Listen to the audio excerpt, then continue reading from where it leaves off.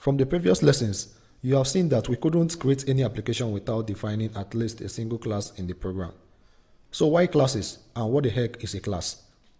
Perhaps the most important thing to understand about a class is that it defines a new data type.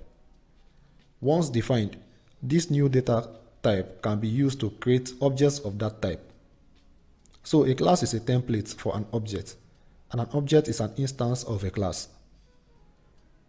What this means is that a class is a blueprint from which several objects are made out of as per need. For example, consider a class as an architectural design. From this design, many buildings can be made out of it with modifications. So we have this class, and then we have object 1 made out of this class.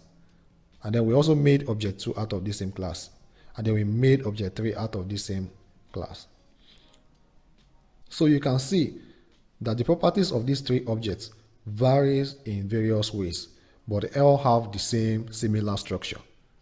So object 1 is quite smaller than object 2, and object 2 is bigger than object 3. So in the same way, you can see that the object 3 is flanked to the right, while the remaining 2 objects is flanked to the left. What this means is that you can modify the data of the class while creating the objects. So let's take a look at an example. From the previous lesson, we defined an employee class which defines this data for this class. When you define a class, you declare its exact form and nature. So you do this by specifying the data that it contains and the code that operates on that data. So here we have defined employee ID and employee name as the data for this employee class. And then we have added code that manipulates this data. So this is a constructor that we have added here, and this constructor initializes values into these variables to store the data when an object of this class is created. So at the same time, we have added a method which returns information regarding the object of this class when it is created by returning the employee ID and the employee name. So let's take a quick look at this. In the data type test class, you can see that we created a variable named reference1 of the employee type, and then we passed in this information into this object. And then we created another object here, reference2, of the same employee type, and passed in this information.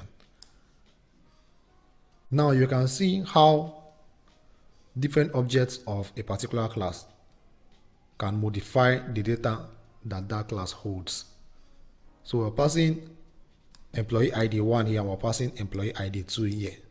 And then we're passing Emmanuel as name here, and we're passing Attah as name for the second object of the class that we created.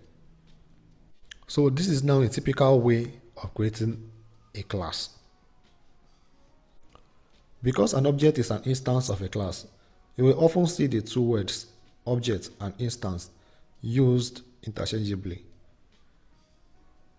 So for instance, we can refer to object 1 as first instance, and object 2 as second instance, and then object 3 as the third instance.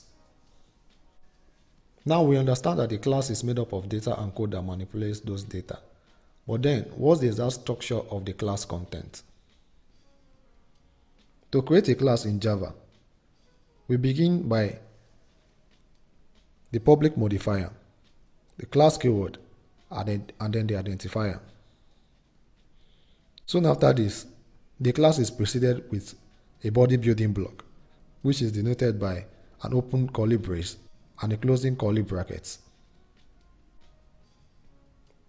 Then the class contains the variables, methods, constructors, static block, and instance block. We will take an in-depth look at these concepts in the next lessons. In the next video, we'll take a look at variables. See you in the next.